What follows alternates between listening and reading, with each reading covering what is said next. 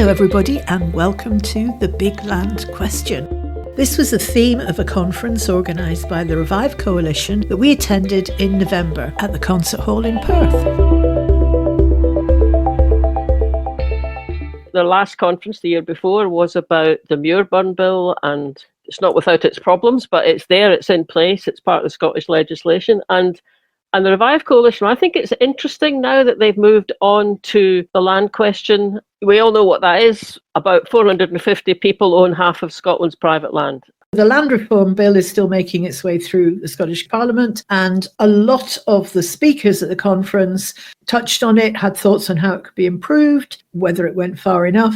And there were also some moments of, let's call it light relief, where, for example, we were invited to join the Interspecies Council and see life from the perspective of maybe a grass snake. It was a really good day. I mean, good speakers, excellent, a kind of breadth of approaches to land reform, criticism of current bill and it all going too slowly. So if you want to watch the full conference, the 8 hours of it, you'll get that on Independence Live's channel because they live streamed the entire thing. But if you'd like much shorter, punchy summary of the best bits with me and Marlene, you're in the right place.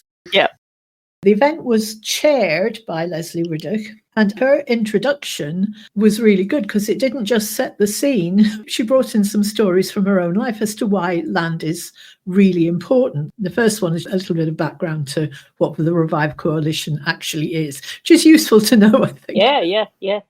You know, Revive began as a coalition to try to tackle the absurd situation where a very contested proportion of the Scottish landmass is operated as a driven grouse moor.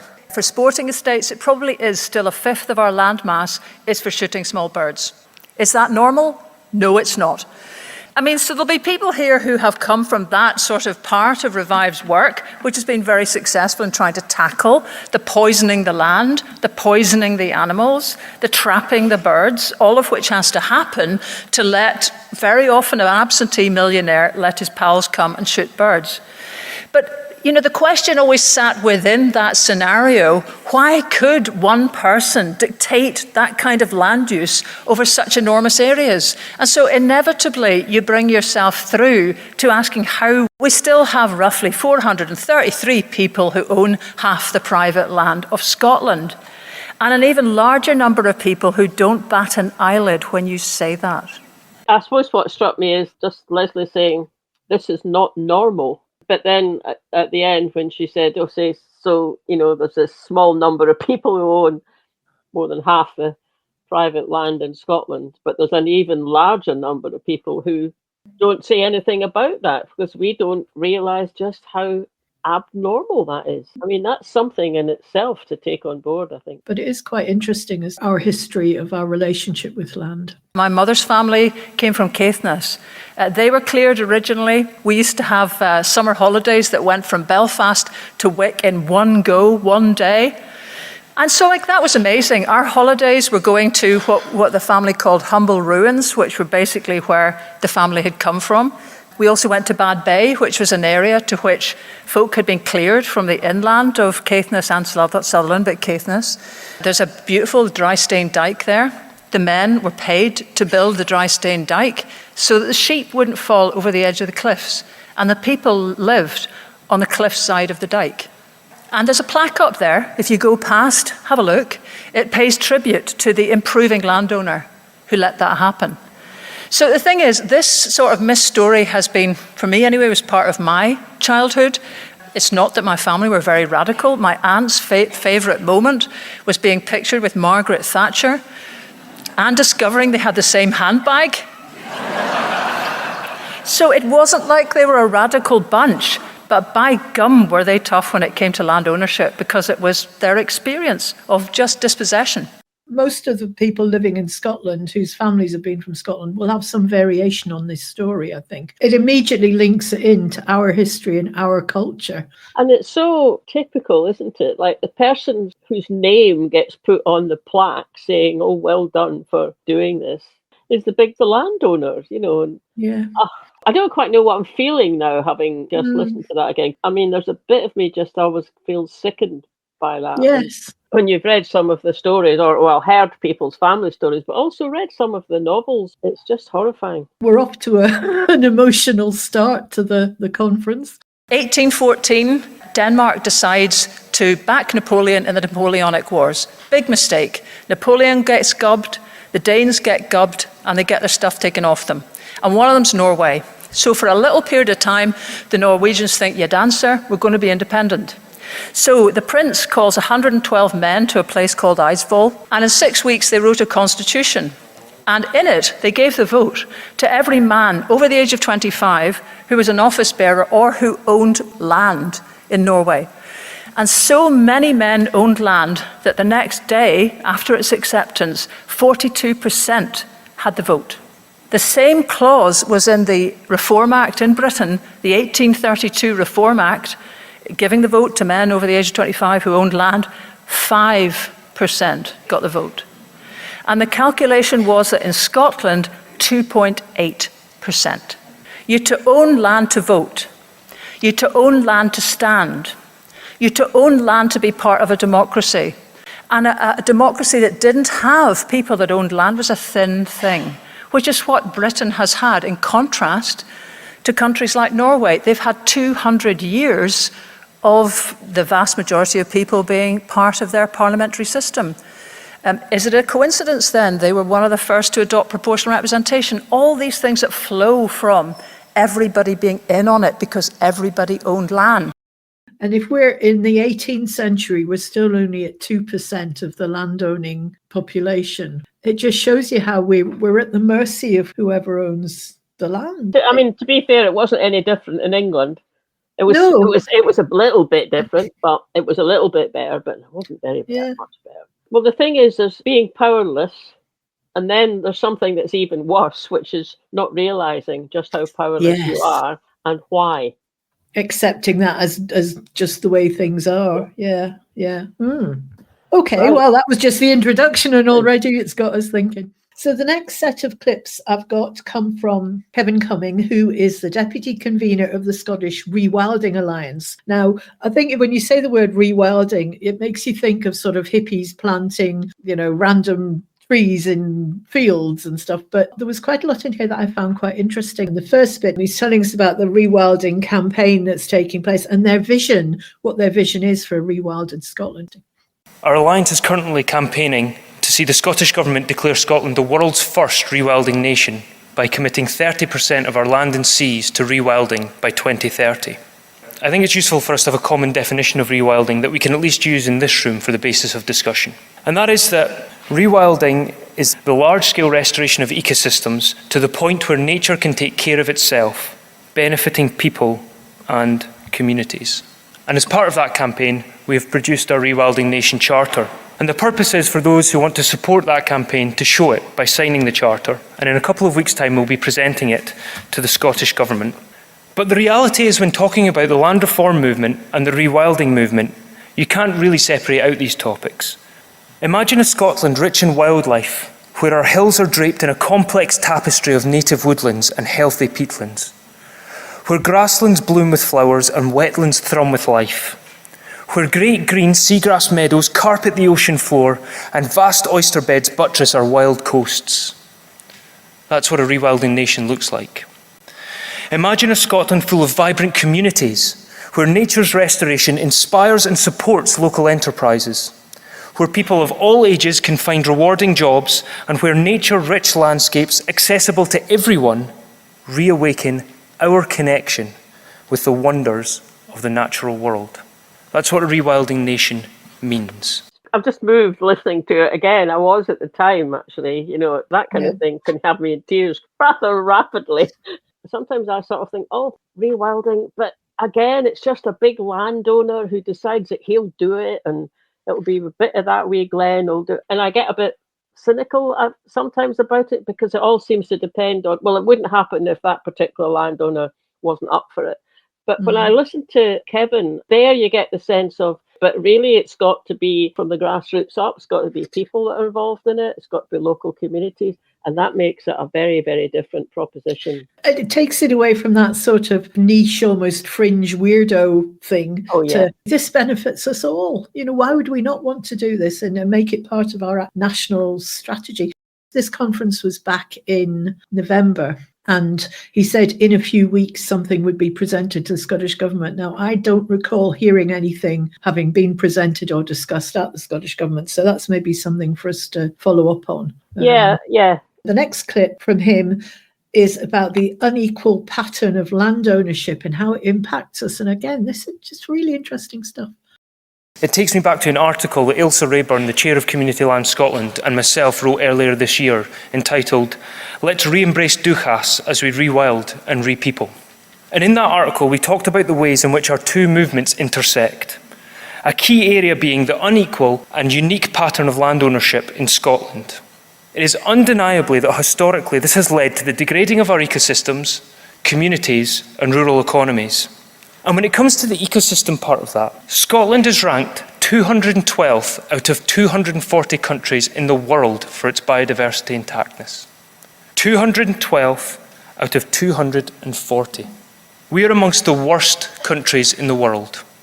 Or, we are one of the countries with the biggest opportunity for positive change. And to see the changes, we need to drastically turn around the daunting challenges we face in both land reform and rewilding, and we require systemic, fundamental change in land ownership and land use. We must place communities at the heart of the decisions we make about land use change, and this is all about making a better choice for the future. That shocks me every time I hear it, that we're terribly nature depleted compared to all other countries. Read a tourist brochure, it's all about Scotland, magnificent scenery, wonderful wildlife, and yet we're 212th in the world. That's shocking. Yeah, it's because people drive over Rannochmoor and down through Glencoe and they see the mountains and the moorland without realising that all used to have trees on it. And that it shouldn't look like that. It sustained a population of animals and insects and what have you. It's people. Like we don't kind of realise. I mean, in a way, it's beautiful. It's certainly impressive, that kind of landscape, but it's not what it was 1,000 years back, 500 years back. And that word, that sort of dúchas, I'm pretty certain it's a Gaelic word. And I know that it's to do with a sense of belonging.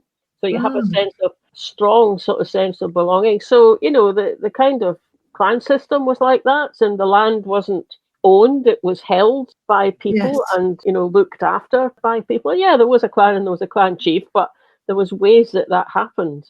We don't have that, and it would just be fantastic. Get that moving again. I'm reminded watching these clips, the previous event we went to, it was about the Moorburn Bill and that coalition and to do with raptors and stopping them being persecuted. And it is a move on to then talk about land reform.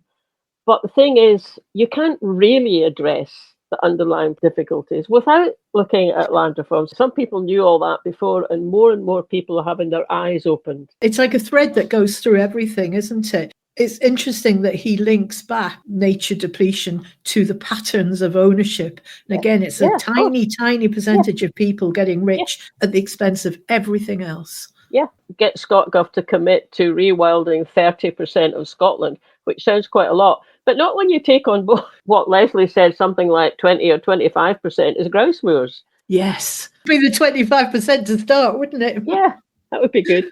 Yeah. And then he has some ideas on what changes need to be made to the land reform bill to help bring this about. The bill currently talks about certain large landholdings being required to produce management plans. And in these, landowners will be required to increase or sustain biodiversity. Or sustain. The language of these bills couldn't be more important, and having the wording to sustain in there is a cop-out to allow the status quo to continue. And this can't be good enough for us.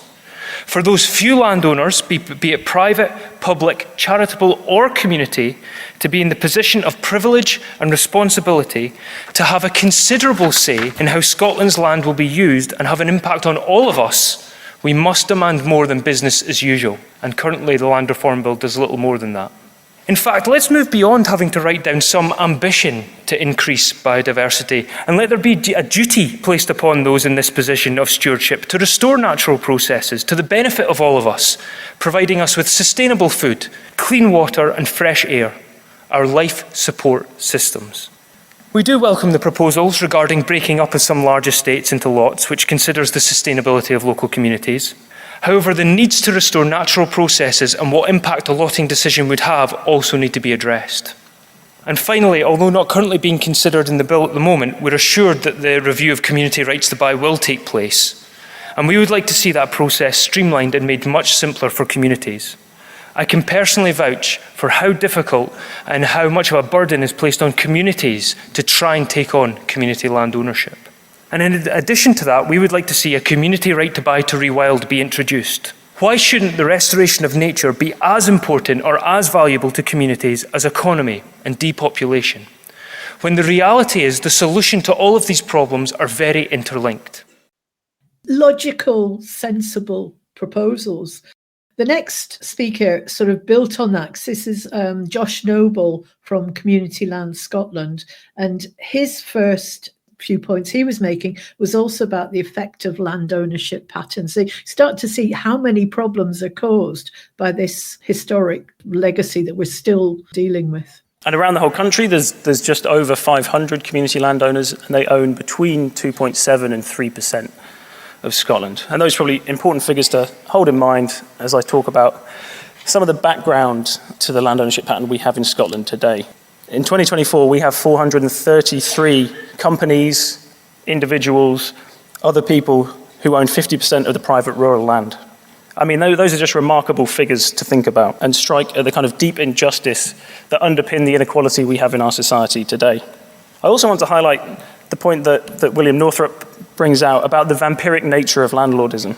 And we see that in contemporary Scotland in the way that concentrated land ownership strangles local areas and local communities. I was recently visiting an island off the west coast, which has one landowner controlling almost all of the land on that island. And that landowner is refusing to engage with the community, refusing to sell any land to develop housing, even though there's a housing crisis, and is essentially draining the life out of that community without thinking about the longer term impact of not actually having people living there will have. Many of us are now divorced from the land through various historical processes. We've been forcibly removed from the land, but who owns it has a very real impact on how our society and economy works. It has serious impacts upon wealth accumulation, distribution, and extraction, and the land ownership pattern in Scotland has resulted in rural depopulation, a housing crisis across the whole of Scotland, one of the poorest levels of biodiversity anywhere in the world, and localised monopolies of power and opportunity. Now, this very peculiar kind of anomaly pattern of land ownership we have in Scotland is due to various historic and contemporary political economic forces, which Andy Whiteman's been detailing for many years.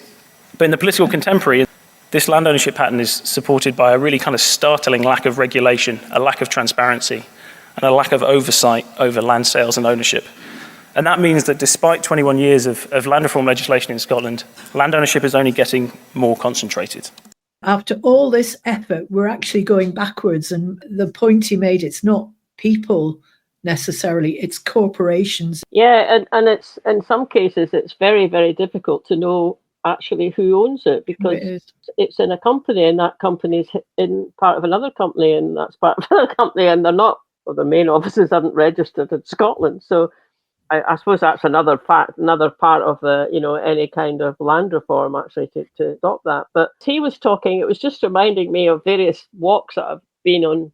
Well, the ones I was thinking of were on Mull, just a mile down what's the main road, i.e. a one-track road.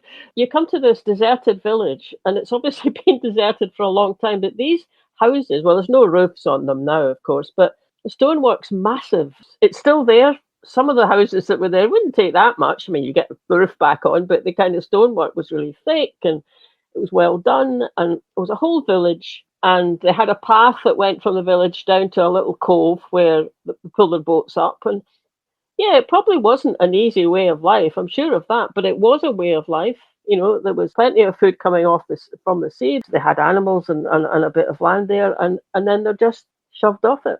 And when we're in the middle of a housing crisis, and I know that the government's giving money to try and bring uninhabited council houses and things back into use, you kind of look at some of these places and you think, with all the modern technology that we've got, how hard would it be to recreate some of these communities, but allow them to thrive in the current world when you've got Wi-Fi and net zero houses and things like that? Well, I mean, it's what they've done on Egg. Yes. It's a bit different on Canna. Canna is actually owned by the National Trust for Scotland, but there's a community there. And even on Muck, I visited Muck, oh God, a long, long time, must be about 30 or 40 years ago.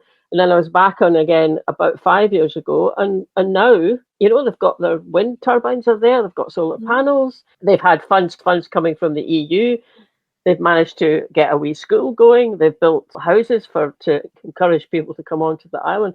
And I mean, actually, that Muck is an interesting one because it is owned by one family. Well, they've done a good job, but again, it is just the one family. And you're at the mercy of that family doing the right thing. And then equally, as we heard, and remember Great Bernera. Yeah, that's who he was referring to, wasn't he? I wondered if that was. But the next clip from Josh, he's actually got some more examples of some successes that they've had. So this will maybe start cheering us up a bit.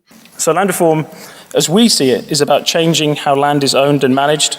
This often means diversifying land ownership patterns, and in the Scottish context, has been very much focused on community ownership. And so land reform being centred on communities of place, so that's communities within a specific geographic area, owning land and assets and taking charge of the sustainable development of their area. And the image I've got here is from View Park, which is on the eastern edges of Glasgow, where the community there took ownership of 160 acres to preserve green space, to boost biodiversity, to provide community growing spaces and a place for community learning. It's delivered significant benefits to communities around Scotland, but also to the development of the environment and economy and society of the country as a whole. The Tarras Valley Nature Reserve, which is down in Langham, in Dumfries and Galloway, edge of the Scottish borders, and they're doing a large-scale nature restoration project. We also see that in places like the Black Hills Regeneration Project on the Knoydart Peninsula. There's been significant renewable developments by communities, largely on islands, but also in other places, and lots of housing projects, community forestry. Kind of the list goes on, but the key point I want to make is that this community-led land reform takes a kind of holistic approach to development. It's not focused on profit or extraction, but circulating wealth locally and making the natural and human ecology as vibrant and resilient as possible. And this also fosters local democracy, local empowerment, local accountability. This is not people thinking about ownership necessarily, but thinking about custodianship. If you take profit out of it and it's just about a community, suddenly all these things not only become more possible, but they reinforce things like the community becomes better at democracy, it becomes better at developing solutions that meet its own needs. And I mean, taking profit and extraction from it, so you're not thinking about land in terms of what you can take from it and go off and sell and make money out of it. It's just so heartening when you hear someone talking like that. And yeah, you're right. I mean, it leads to all sorts of follow-on benefits. And I mean, one of them is just like a community learning how to work together, how to work through disagreements, because there's obviously going to be disagreements about the best ways forward and how to make better decisions. And you've got that happening at a local community example, then that also can feed through into the rest of us in Scotland. Sticking with Josh for the moment, he too has identified some issues with the Land Reform Bill. Max mentioned earlier we do have a Land Reform Bill in front of Parliament at the moment, but the kind of headline is that it's disappointing. It doesn't really follow the advice of the Scottish Land Commission, does loads of great work, really interesting research, and the government hasn't really listened to the advice it's been given. And our concern is that there's not really that many means for actually diversifying land ownership. So we want and need further land reform legislation. It's something we really welcome, but it has to provide means of changing ownership and management to help address the climate and nature crises and build a more equitable and just society. And although it's underwhelming, there are very powerful interests out there who are trying to claim that this is going to be hugely damaging, it's going to cause loads of problems, but this is disingenuous, and we need to call it out as such. There's a risk here that the bill could become too bureaucratic. We end up just giving work to land agents and solicitors, but it's not radical by any means. However, there are a couple of things that we think we can change. And the first is we need a land reform bill that's going to apply to a lot more of Scotland. If it only applies, as it does at the moment, to very, very large landholdings, we're missing an opportunity for urban Scotland to be included. We're missing an opportunity for there to be proactive measures for communities to identify particular sites. And we need the thresholds at which some of these mechanisms are going to apply to be far lower. and also to include aggregate land holdings. So if you're a company that owns pockets of land all over the place, that total needs to be aggregated up, and then these measures may apply to you. Because one really key thing to point out is we often talk about, landowners and imagine it's a particular person, but often the picture nowadays is really companies, corporate land holdings. It's not necessarily the laird, it's a company registered offshore who's owning the land. The idea of a public interest test, you have private property rights, but they're always based on that ownership working in the public interest. This is a long-established legal precedent, and for some reason the government's chosen not to engage with that. They're thinking about transfer tests and community sustainability. It's not going to achieve what we need it to. Public interest needs to be centred. There also needs to be a reform of the community right to buy process, and a point we've been working really closely with Revive on is the idea of having land management plans as a way of reforming damaging land ownership practices. But in order for that to happen, there need to be some pretty serious penalties attached to it, not fairly nominal financial fees as it is at the moment. We were involved in a Zoom consultation session way back with Mhairi McFarlane. Yeah. And the kind of aspiration being expressed there and the boldness and the what we could do with this, it seems to have been watered down and watered down and watered down. It does. I mean, I suppose we should take on board that the whole event, the Revive, the land reform event, and all the speakers we're sitting here listening to, they're at the forefront. They're at the cutting edge, and they're trying to kind of push and push and push. Now, whatever comes out the land reform bill, it won't go as far as they're wanting, because things don't happen like that. It might happen maybe in 5 years or 10 years, but it sounds like the bill itself really does fall far short. It's not just that it's not doing what they want, it's falling far short of it, and that's just really disappointing. We know the land estates are lobbying all the time. Yeah. Is it really as bad as that? I mean, could Mhairi McFarlane really fall for that kind of thing? I mean, if you or I were in Hollywood, we'd be going, they are big landowners. They would say that, wouldn't they? Kind of thing. I mean, I expect the MSPs do as well. I mean, they're not daft. And there's a few people do comment later on about where they think the issue's going wrong. But the other thing that strikes me is the kind of solutions that these groups are putting forward. They don't seem to be unreasonable. They don't seem to be particularly difficult, she says innocently. The last clip from Josh, just to round this off, it's a short one, but it's he's talking about future changes that they would like to campaign for. And with that in mind, I think we need to start thinking about what the next land reform bill looks like and what we're going to be doing post-2026. And so some of the things that we're starting to think about and do work on are things like having a presumed limit on land ownership. The total amount any one entity can own should be capped unless that land holding is working in the public interest. We need taxation reform, the introduction of land value uplift capture, and the introduction of compulsory sales orders so that vacant and derelict land can be brought back into productive ownership. So the slide I've got up here, Scotland's for sale but who's buying, is a campaign that we launched this year to raise public awareness about land reform issues and to get people thinking about how land justice issues are also climate justice issues, are social justice issues. We all need to pull together, I think, collaborate on this specific piece of legislation, but more generally, speak to your MSPs. If you're a member of a political party, speak to your party about these issues. We need to demonstrate to the government and political parties and decision makers that land reform is an issue that we all care about, and that land reform is central to the creation of a Scotland that is more just and more equitable for everyone.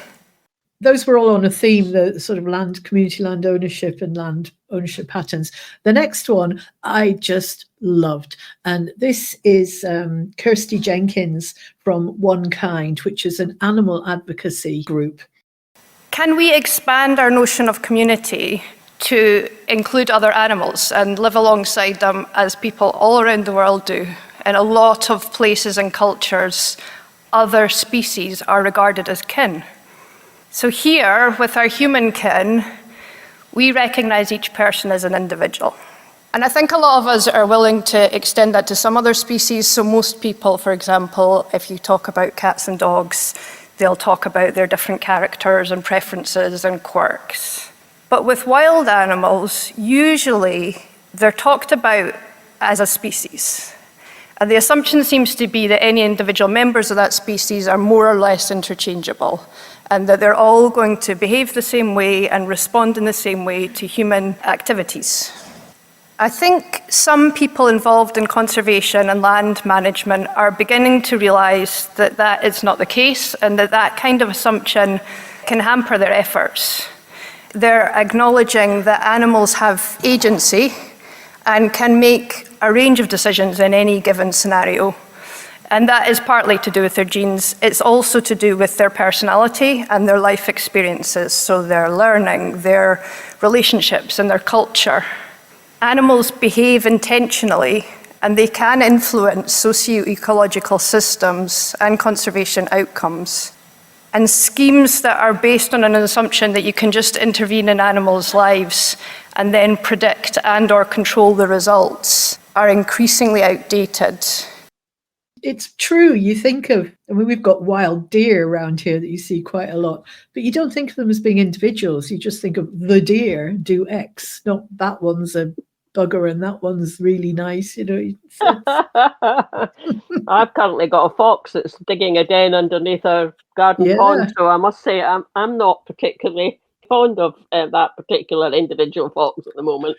Well, maybe you need to take part in an interspecies council to change your mind. Okay, maybe Our that's next true. clip. So today, people have come together from the community of Barking, along with people from DEFRA and Policy Lab, and together we've engaged in something called an Interspecies Council. Now, what is an Interspecies Council? It's a chance for people to exercise their more than human imagination. Each person looks through the eyes of a certain species for the council. So that gives a very, very different perspective shift to if you were just talking about nature or the environment as if it was something different or separate from us as human beings. This is the start of the Rewilding Interspecies Council. Leading up to the event actually felt like a really special thing to do, to actually represent another people or another community. And so I found myself taking that really quite seriously.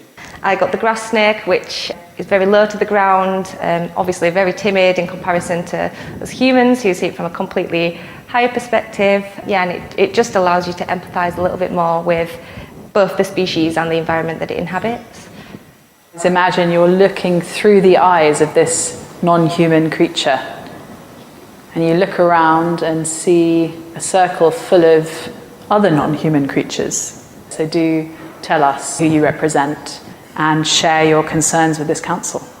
I felt quite emotional when I was talking about river and how the rubbish that is collected from the Essex fields then goes down into the Thames. I heard from the bee, heard from yew tree, the reed warbler, little egret, the European eel was very vocal. Soil I think was incredibly sort of confident. It was just like, I've seen it all before, basically. I've seen the dinosaurs come and go.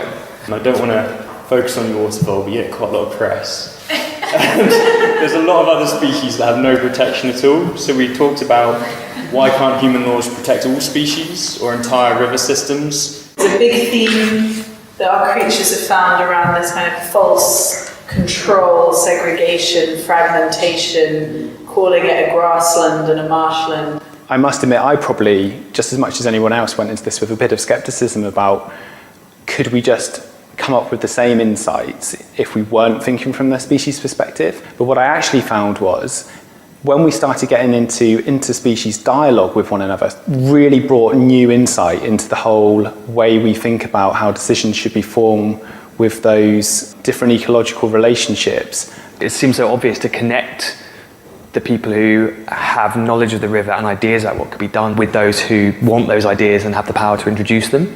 But I think there's also something particularly interesting about doing that in a context of the council. There was less friction and I guess more willingness to radically imagine. Right now, we're in such a crisis of the kinds of decisions we're making. We're short-termist in the way we see the future. We see ourselves as separate from nature.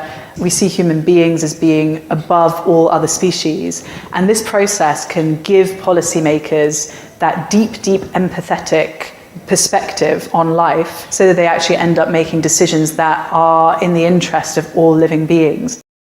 I just loved that.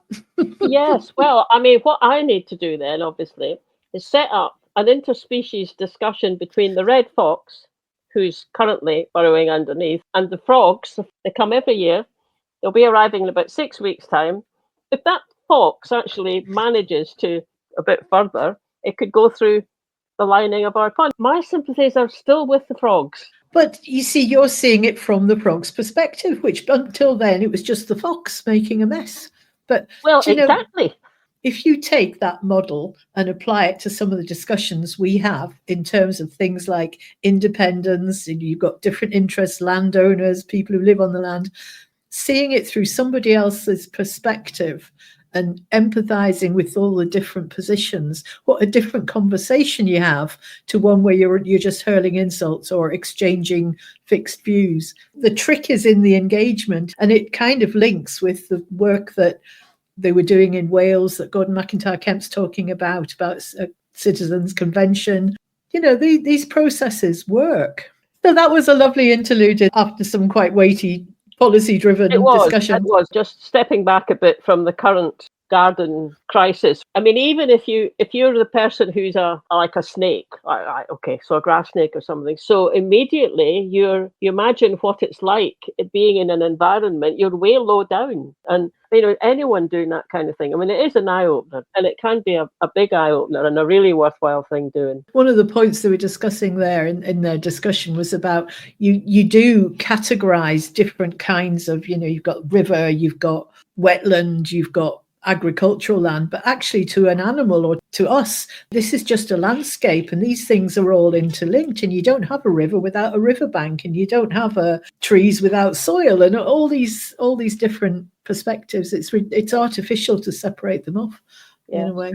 Yeah. This next 3 clips we've got coming next from Jenny Barlow, Langham, the Tarras Valley Nature Reserve, which was just a wonderful story to hear. And it follows on from some of the things that Kevin was saying about rewilding, doesn't it? In fact, he mentions the Tarras Valley. He does. So the first clip is sort of just a brief overview of the story of the land buyout. Past 3 years, we have bought 10,500 acres of Langham Moor and the Tarras Valley in community ownership.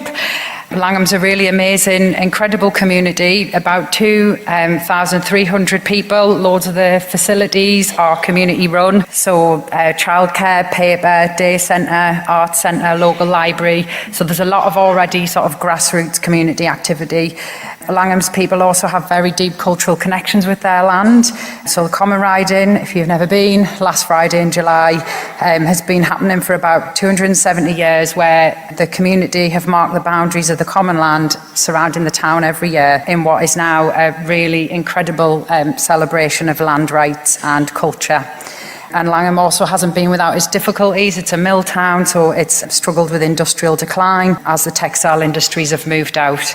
So community ownership of land was a chance to create a world-class community asset that supports community regeneration, restores nature at scale, and ensures a meaningful contribution to the climate emergency. But it's definitely not the silver bullet. It will not solve all of Langham's problems, but it's an incredibly powerful tool, and it's a very powerful symbol that after centuries of being marked by its people to keep their rights over it, that the land now largely sits in community ownership, and the future is there for the shaping by the local community. So how did we get to be South of Scotland's largest community landowner? So in 2019, announcement, Langham Moor and the Tarras Valley was going to be put up on the market for sale by Barlow Estate, and that was the catalyst that began this whole journey. There was an awful lot of fear about what was going to happen to the land, who was going to buy it, but also a once-in-a-lifetime opportunity was presented. So the Langham Initiative took forward an awful lot of work, community engagement and business planning, but importantly just to see if people actually wanted to pursue buying the land. One landowner has owned and run everything around that area, so it is an incredibly big change for people. So owning land for us comes with power, and it comes with responsibility, and we're using it positively to create a chapter of hope and opportunities and do our bit as a community to help and restore nature. So this next clip is Jenny telling us about the Tarras Valley Nature Reserve. It means so many different things to so many different people. It's home, it's a place of work, it's a place to get lost in the woods, it's a place to explore and learn, it's a place for celebrating culture, and it's a place for nature to thrive and recover. And it's our job as custodians of the land to balance all these different interests, which is not easy, to create a world-class community asset. And what's really special about this place is that it is owned by the community in perpetuity. It's not 5 years and we're done. It's a forever project, and for ecological restoration, that is the length of time we need. Ultimately, it's about creating a rich legacy for future generations. I wish I could count how many times during the buyout, a second buyout, people said, well, what's the point of you owning it? The community have got the right to roam. We always say to that it's about so much more than just access. It's about community having a means to meet local needs, often in really innovative ways, shaping new opportunities and having more autonomy on the environment around them. And hopefully, alongside many other community landowners in Scotland, we're showing what's possible when communities have the chance to shape their own futures through democratic ownership. Wasn't that an interesting point, though, that people keep saying to her, why do you need to own it? You've already got access to it. And the difference between being allowed to be present on somebody else's land and owning your own so you could do anything you want with it is huge. You know, it's bizarre that people would think that was all we could possibly ever want. And I like how she talked about custodianship. If that's how we thought about the land all over Scotland, that would make such a difference to what gets done, how it gets done, who gets involved, who gets asked. It's a way to go, isn't it? And in fact, that leads on quite nicely to the third clip, which is about the restoration principles that they applied. So it is about how did they go about it and what were the values in what they did. So allowing space and time for nature to thrive, shift back into balance, taking a broad, holistic approach based on a helping hand, applying broad principles to our management rather than a really highly prescriptive approach. That's definitely gone before. It's something we're trying to move away from. And I think that is something that we can't predict and control every outcome. Working with nature means we have to accept uncertainty, but we can be really certain about the approach we're taking. So last year we put over 160,000 into the local rural economy. It doesn't sound like much, but it's a small area, so it does make a difference. We supported 53 local businesses and contractors with our operations, as well as those more direct impacts, indirect impacts of encouraging visitors and groups to use local facilities like hotels, catering, venues when they were here. And we spent an awful lot of time diversifying our community engagement activities to get people involved that haven't been involved before, so that we try and broaden out who's got a voice and trying to encourage them. So woodland yoga, dark skies, film screening, volunteering weekends, everything. We provide 5 homes for people in the process of refurbishing another one for a local home.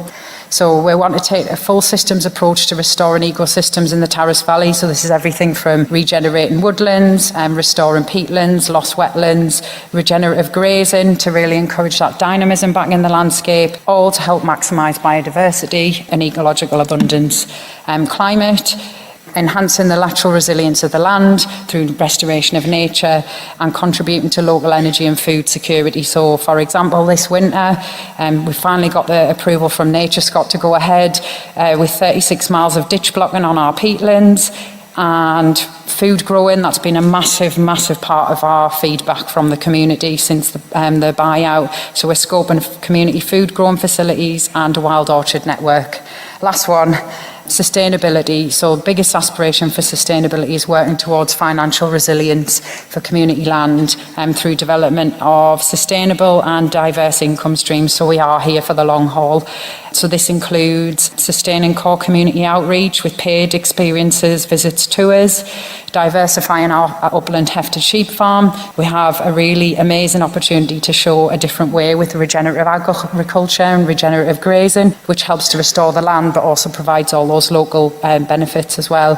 For us, success will be when the children growing up in Langham, all the children in the local area who are coming to our outdoor school sessions in the future can see and feel the benefits from community land and have a strong feeling of ownership over this place. Great, I love it. And just the range of things that they've actually managed to achieve, from income, housing, jobs. Woodland yoga, I would give that a go. I don't think I would. There might be slugs. I'll stay in the cafe and watch. Yes. Tell which one of us lives in the country, which one of us lives in the city, can't you?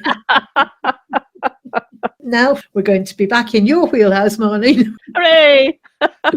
This is the... Oh, come on, you like stats as well. I do. You're like very stats. good at Yeah, stats. I do like stats. And this is Diffley's research on public attitudes to some of these questions. So Diffley is the company that Revive have been using to help them take this forward and get some of the underlying statistics clear. Yeah. And they're going to be using them for the future as well in this new campaign. So Barry McFarlane is the person who's about to present this, and all the different ways that they're going to go about collecting this. It's not just a one-off online survey, it's a whole programme of action, which is really impressive. To begin with, we conducted a national survey. This was crucial in establishing a baseline so that we know what the public know so far and we know what they don't know. So we tested out some public attitudes and knowledge about land reform, and we tested how much they support or oppose land reform in Scotland. This was a really important step because it really informs the rest of the research and what we're doing over the next year and in the run-up to the next election. The next steps, we've got a whole group of people together for a public panel, over 100 engaged citizens, and we'll use this panel to test some messaging and some ideas about what we might want for land reform in Scotland. Test what the public think and see how this changes over time to know exactly what the public want from land reform in Scotland. We're also going to conduct some stakeholder engagement, which is really a fancy way of saying we're going to get people from both sides of the debate in a room to discuss what they know about land reform, why they support, why they oppose, and the information that we can really bring together to use for the public and to raise awareness of what's happening with land reform in Scotland.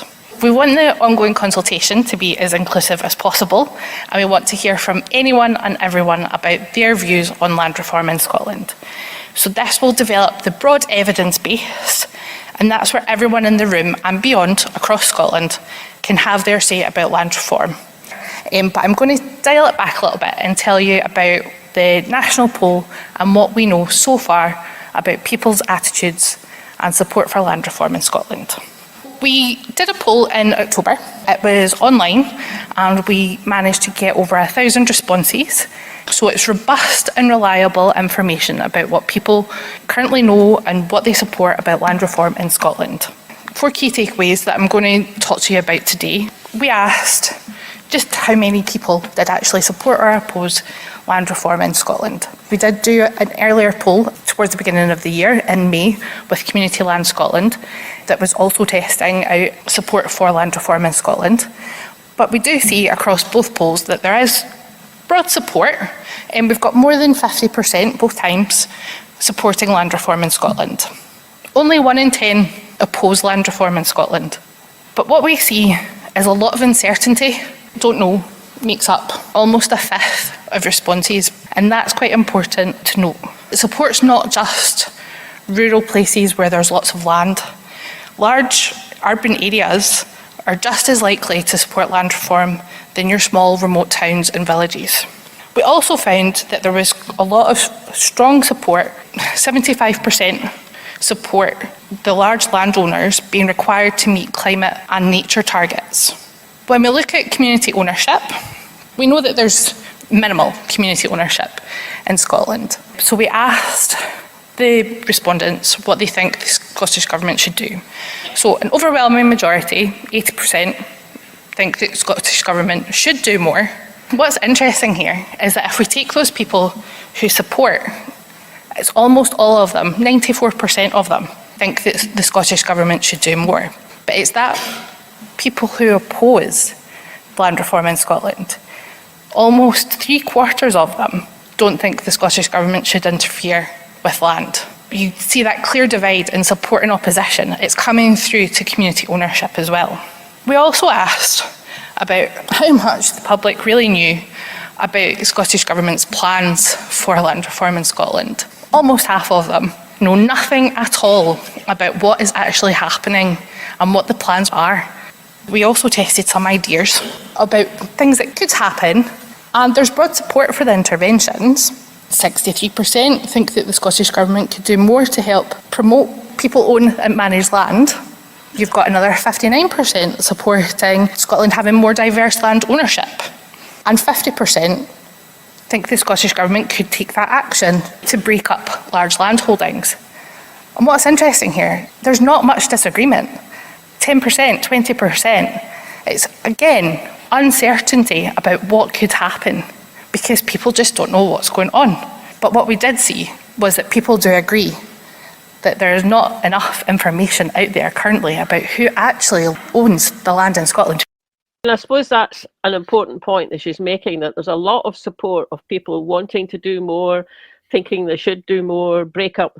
But although there's that support for it, I mean, it's all over 50%, actually people don't know what's happening. You know, Fiona, if I've said once on these podcasts that Scottish Government does not blow its own trumpet enough, it's just another example of it. It's not that, you know, we think that it's all great and they're doing a wonderful job about land reform, but they are doing some things, and if folk don't know about it.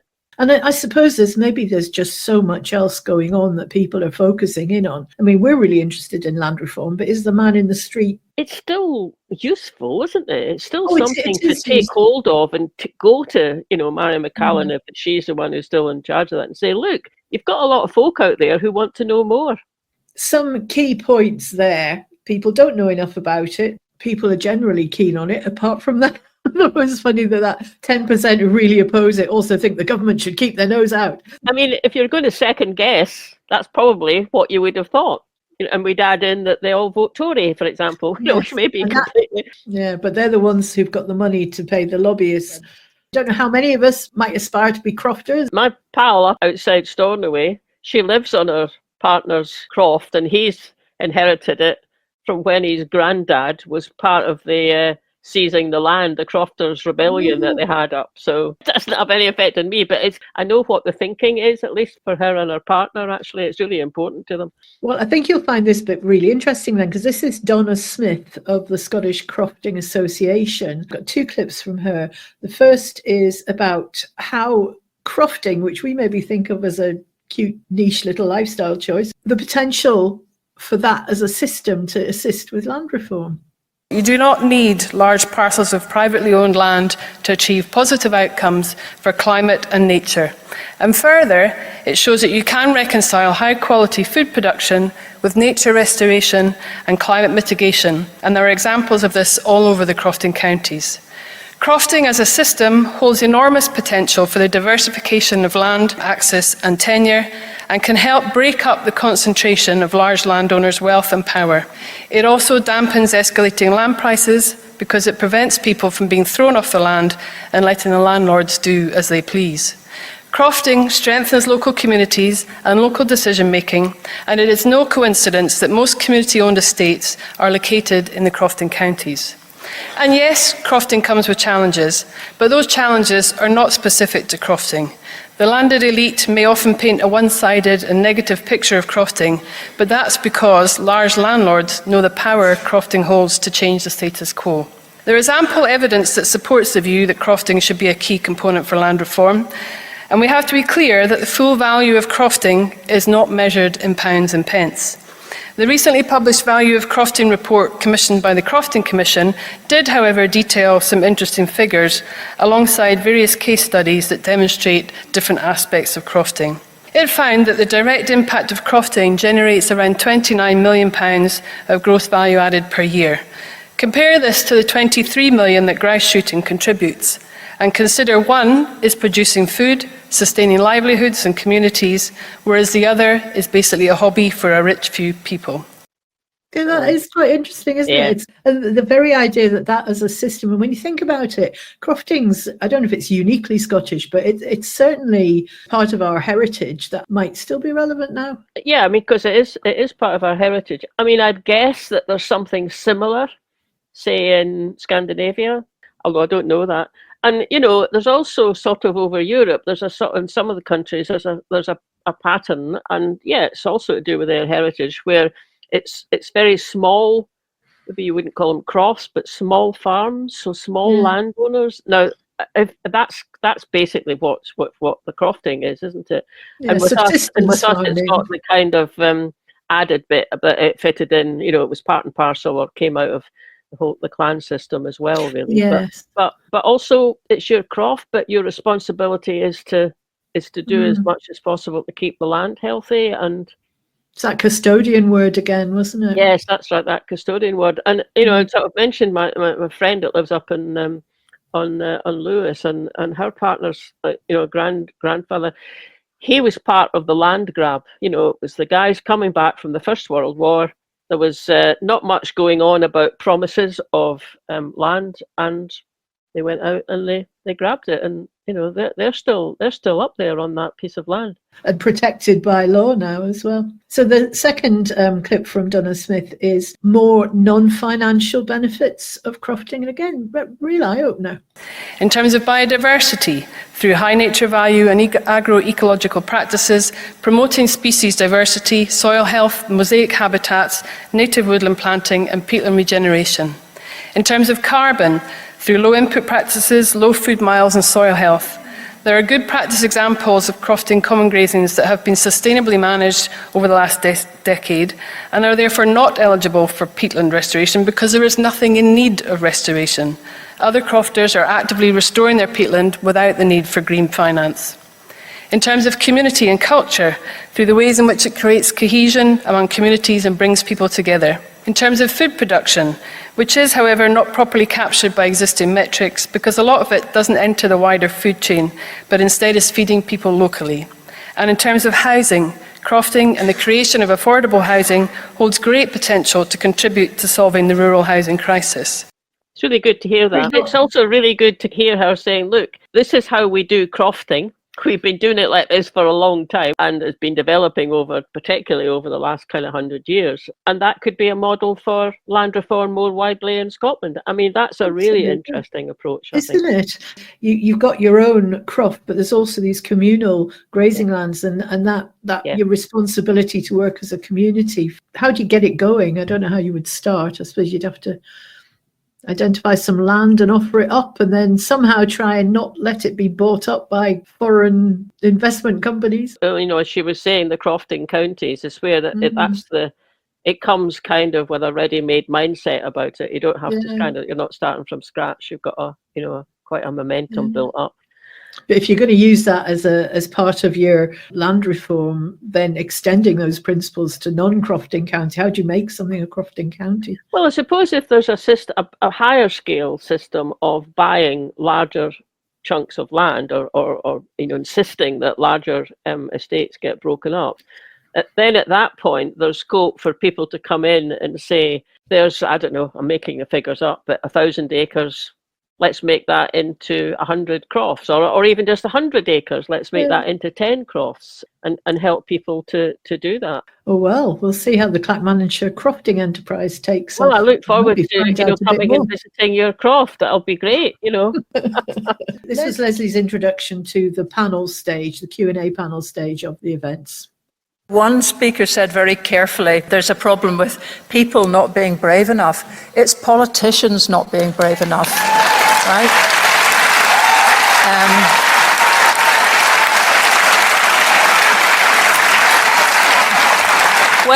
When we're hearing the call for the forfeiture of land rights over neglect, there's a very good question. It's good to hear that some of those mechanisms may be working their way through the new land reform bill. But I think a lot of people would just say, do it. Now, okay, there's going to be the ECHR is rumbling around the back of everything, the Convention of Human Rights. But I'm old enough to remember minimum alcohol pricing being something that was described as impossible. It was never going to be accepted by anything legal. And the Scottish Government took that one between the teeth, went through every court in this country, went through the European Court, went back to the Supreme Court, had the whole of the alcohol industry ranged against it, and won. So the point is, if you can do it once, do it again. And do it on something that people really care about, which is this.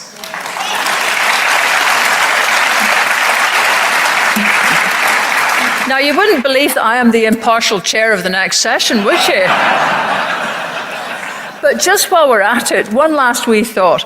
I made a film about Denmark recently, and it's online if you want to have a wee shifty. It's free to watch. Anyway, it was being shown at the Cameo Theatre in Edinburgh, and there was someone from Denmark who got up and said that she had a problem because as a Danish citizen who isn't currently living in Denmark, she couldn't even get a small second home. And the audience erupted in applause. Not for her plight, which she just kept being really annoyed she couldn't seem to get over to people, but for the idea that a country would just decide its own citizens couldn't own land if they didn't live there. Now, the amount of rules there are around, which were suggested, already by one of the other speakers, there are lots of rules around. Norway doesn't let you buy a first home unless you're already on the electoral register. Sweet. So that really stops people swinging in from outside. It also, Denmark and Norway, restrict productive land purchase to people who've done 5 years at agricultural college. I don't know if the Duke of Buccleuch's got time on his hands. We're not living in a vacuum.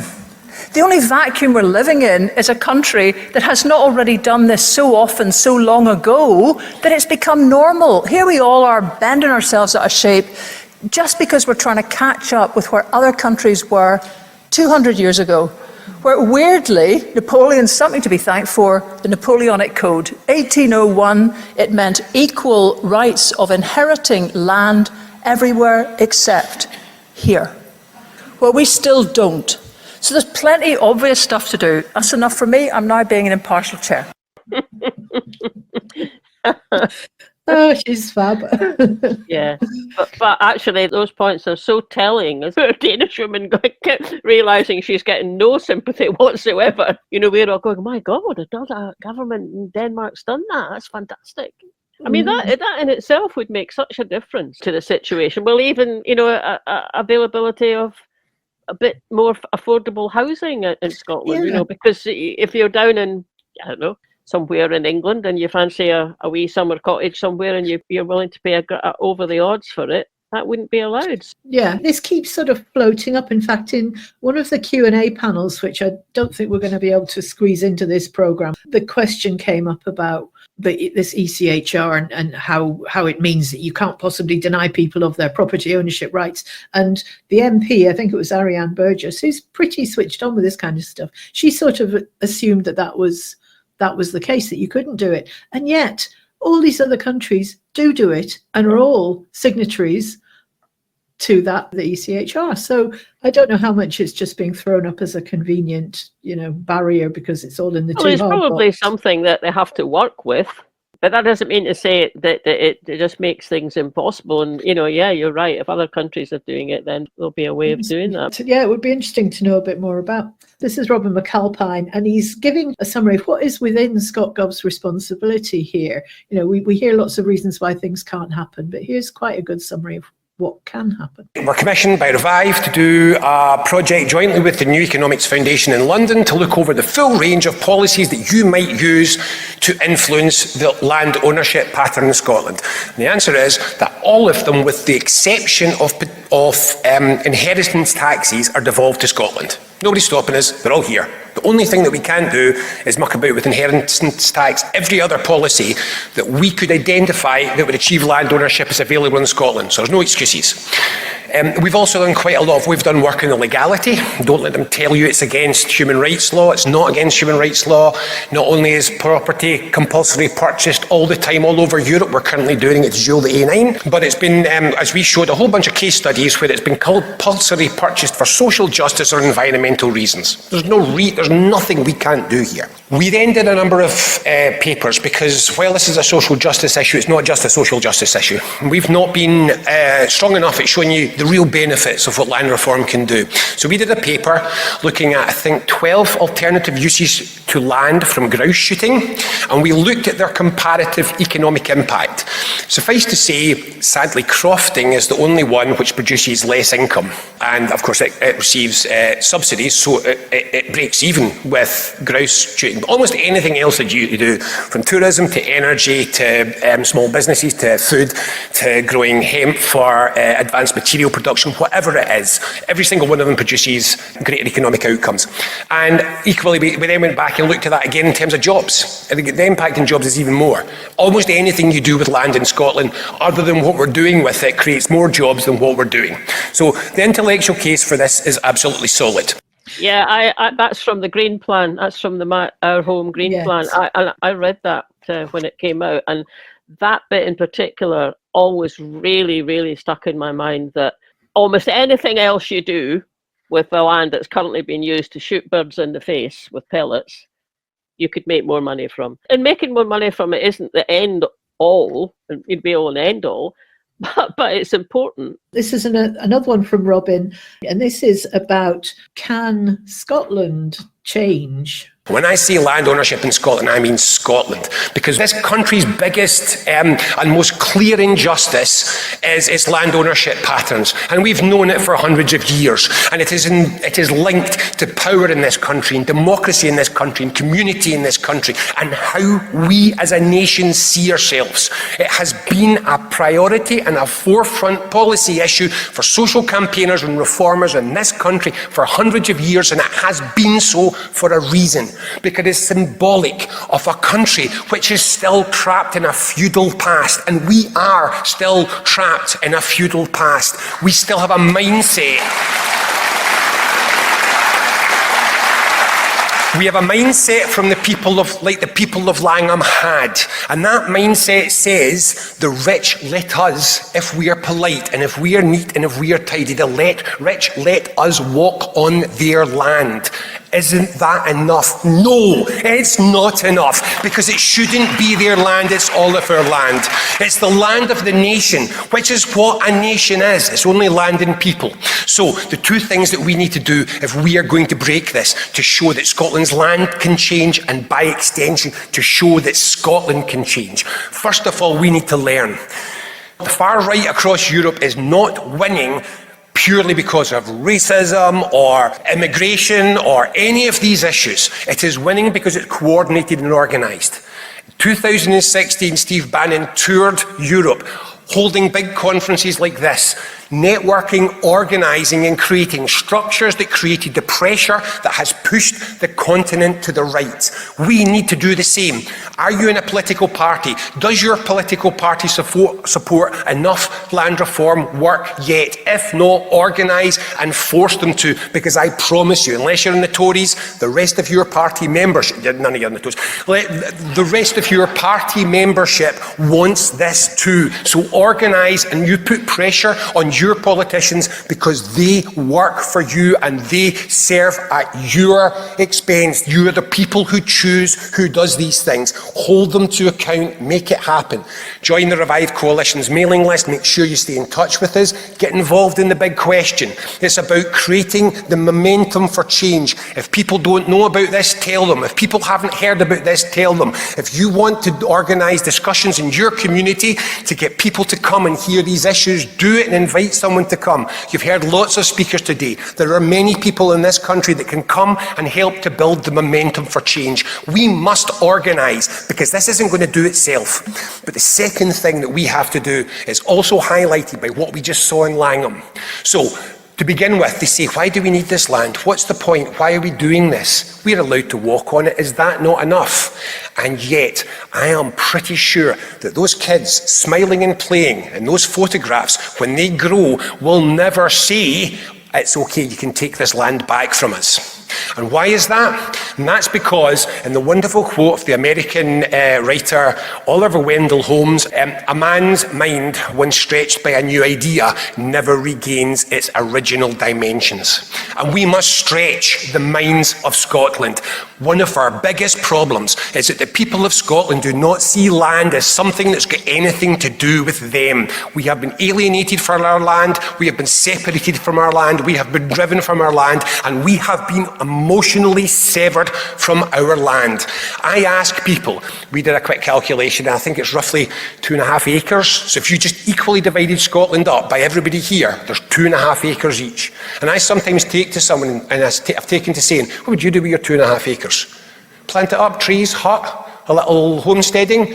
Personally, I'm starting to hate politics right now, if I'm honest with you. And I sometimes wonder if I might go back, if I couldn't have started some pioneering hemp farming earlier on, not for that purposes, people, for the purposes of advanced plastic experiments and research and for the insulation work that we are going to need to get Scotland moving.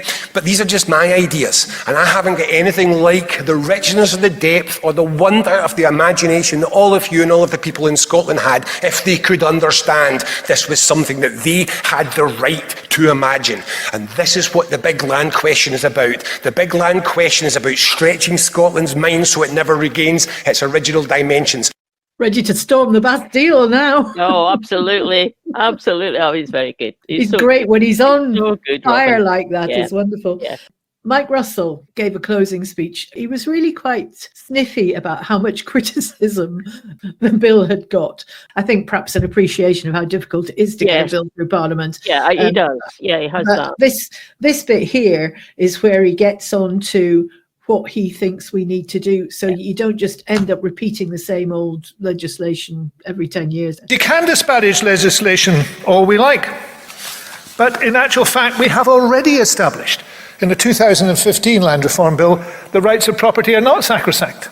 That bill recognises that there are other rights and that those other rights should trump there's that word again, trump the property rights that exist if that is necessary. There have been significant improvements in farm tenancies and small land holdings, and consultation of communities is now a legal obligation. And we've done that in 25 years. Now, 25 years seems a long time. The Irish Land Commission was established in 1843 and dissolved in 1999. It took it that length of time to go from a minuscule amount of land that was held in Ireland in the hands of the people of Ireland to the vast majority of land being held by the people of Ireland. Now, there's a different relationship to land in Ireland than there is in Scotland. But we do have to say to ourselves, that took a long time. We can do it in a shorter period of time, but let's recognise what has been done. And then let's say to ourselves now, after 3 pieces of legislation, and there is work to be done to improve the current piece of legislation. It's not the Land Commission's legislation. The Land Commission doesn't legislate, it doesn't draw up legislation. There were recommendations made to the Scottish Government, not all of which were taken, but it is an obligation, not just on the Land Commission, but I think on many people, to make sure that that piece of legislation succeeds. It goes through, it is improved like all legislation, and it does the job. And then we have to say to ourselves, what's next? How do we get that land reformed Scotland? Now, there will be no consensus on what that actually looks like, but we should try and draw in as many voices as possible and as many views as possible. Everybody in this hall will have a view on what that land reformed Scotland feels like and looks like to them. That's one of the reasons I'm very keen on this big land question, because I think it dovetails almost perfectly with what the Commission wants to do on this. We want to ask questions, we want to raise the profile. We want people to understand why land reform is important. And then we want to make sure that if we can do that, then to say, that's what it's going to look like, that's how it's going to benefit you and you and you personally, and that's why you should support it, and that is why politicians should support it and make sure it is treated with urgency. Now, the Commission is spending a lot of time on the Land Reform Bill at the present moment and will go on doing so for the foreseeable future, both through the legislative process. The end of stage 1, I think, has now been agreed for the end of March. The bill will be completed, I presume, therefore, by the summer, and then there will be the implementation of the bill. So we'll spend a lot of time on that. But over the winter, we'll be developing this project that says, what does a land reform Scotland look like? And I hope we'll launch it at some stage early next year. And when we do so, I hope we'll engage with the organisation here, with Revive. We'll engage with Community Land Scotland. We'll engage with statutory bodies such as the Crofting Commission. And we'll engage with Scottish Land and Estates. We'll engage with all of those people and individuals in Scotland who want to see change. But what we will do at the end of it is publish something, I hope, that says that is where we should go. I miss him. I miss him in Holyrood. I know. I miss him as well, actually. He's very good, and he's a very good speaker.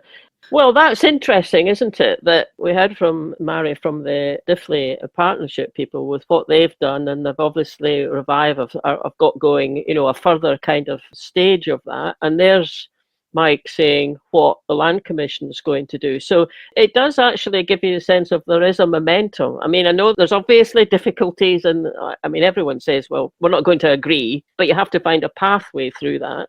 And there's Mike saying the same thing, and it did sound like, there might well be something coming out, hopefully in the first part of this year. So that'd be great to see that. But it is interesting, isn't it, to put it in that perspective of this isn't the first land reform attempt. This sounds like it was the third one. And it is. It just takes a long time to do these things, which is not to say it couldn't be made a bit faster, but let's carry on. Is it Max next? It's Max. Mike had said something there about the big land question, and Max actually launched it at the event. So here's a very quick clip of him doing that. We talk about 433 people owning half of Scotland's private land. There's more people in this room than the amount of people that own half of Scotland's private land. And more than that, there's more people in this room, I believe, that answered the Scottish Government's last consultation on land reform. So if everyone here can get together and respond, we're already got a really good start. So please do fill it in. Thank you so much. And I now consider the big land question launched. Thank you. Revive.scot, that's where you can fill it in. We've both filled it in, haven't we? So yeah, we have. It's very easy to do, quite an enjoyable process. And I hope those of you who've been listening to it have just appreciated those different aspects and all sorts of experience that people have brought to bear on the whole question about how to take this forward, the big land question. And I was just really inspired actually by how many people are involved from different perspectives in this area. It's encouraging to see that there's action being taken across a whole load of fronts, and that land is the thread that runs through all of it. It's really important we get it right. So, but really very, very interesting stuff. Well done, Revive Coalition. Absolutely. For putting it on. Yeah, indeed. Thanks for listening, everybody. Hope you enjoyed that. A bit longer than our normal podcast, but you don't have to listen to it all in one go, do you? But that's it from us for this week, and we'll be back again next week with the next podcast. So we'll catch you later. Bye now.